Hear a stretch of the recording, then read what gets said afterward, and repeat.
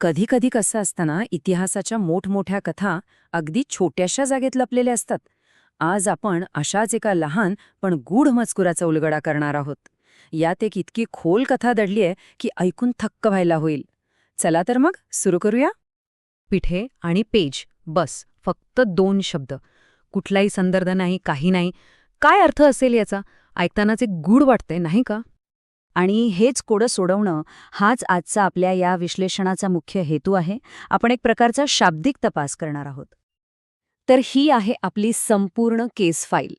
फक्त एवढाच मजकूर आपल्यासमोर आहे आणि याच्याच आधारावर आपल्याला हे रहस्य सोडवायचंय. एक लक्षात घ्या, यातला प्रत्येक शब्द, प्रत्येक चिन्ह महत्वाचं ठरणार आहे. आता बघा, कुठल्याही तपासाची सुरुवात कुठून होते? तर मुख्य धाग्यापासून. आणि इथे आपला पहिला सुगावा आहे, तो म्हणजे या मजकुराचं शीर्षक, अमरादेवी पन्ह. या शीर्षकामध्ये जो सर्वात इंटरेस्टिंग शब्द आहे ना, तो आहे पंझ. हा एक पाली शब्द आहे आणि त्याचा अर्थ होतो प्रश्न किंवा कोडे. आणि बघा, या एकाच शब्दाने आपल्या तपासाला एक पूर्णपणे वेगळी दिशा मिळाली आहे.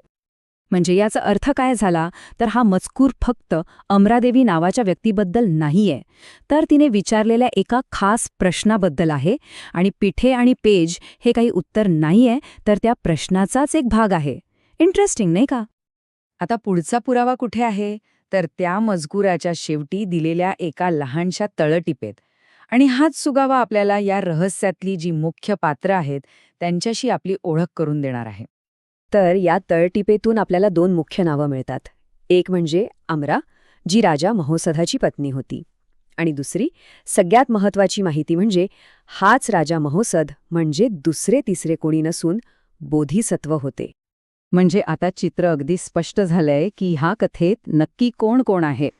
अमरा ही एक राणी आहे, तिचा पती आहे राजा महोसध, आणि खुद्द महोसध हे बोधिसत्व आहेत, म्हणजे बुद्ध होण्याच्या मार्गावर असलेलं एक महान व्यक्तिमत्व.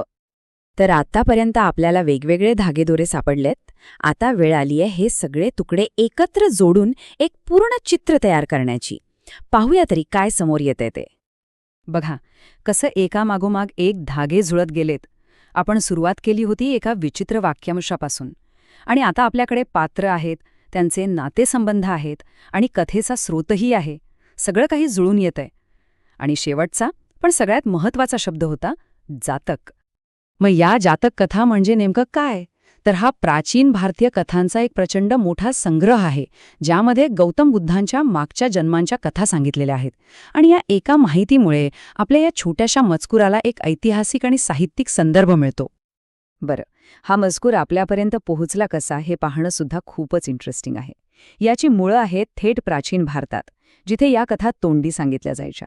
मग 1895 साली एका इंग्रजी भाषांतरात याचा उल्लेख आला, आणि आज आपण त्याच भाषांतरातल्या एका छोट्याशा तळटीपेवर बोलतोय. चला, तर मग आत्तापर्यंत आपल्या या तपासातून नक्की काय हाती लागलं आणि अजून कोणती रहस्य उलगडायची बाकी आहेत याचा एक आढावा घेऊया. आता हे पाहिल्यावर एक गोष्ट स्पष्ट होते की आपण बऱ्यापैकी रहस्य उलगडले. आपल्याला हे माहीत आहे की हे वाक्य एका प्रश्नामधलं आहे, तो प्रश्न कोणी विचारला आणि ही कथा कुठली आहे हेही माहीत आहे. पण यामुळे काही नवीन प्रश्नही उभे राहिले आहेत. जसं की तो पूर्ण प्रश्न काय होता, त्याचं बरोबर उत्तर काय होतं, आणि सगळ्यात महत्त्वाचं म्हणजे त्या पूर्ण कथेचा बोध काय होता. त्या मजकुरातली शेवटची ओळ आठवतीये? चला परत एकदा पाहूया. राणी अमराच्या प्रश्नाचा हा शेवट आहे. खरं तर यात एक विलक्षण विरोधाभास आहे, कारण ज्याला शेवट म्हटलंय तोच आपल्यासाठी अनेक नवीन प्रश्नांची सुरुवात ठरला आहे. आणि हाच विचार करण्यासारखा मुद्दा आहे, नाही का? की कधीकधी आपल्याला जी गोष्ट अगदीच क्षुल्लक वाटते, एखादी छोटीशी तळटीप किंवा फक्त 2 शब्दांचं एक वाक्य, त्यात केवढा मोठा इतिहास, केवढी मोठी कथा लपलेली असू शकते.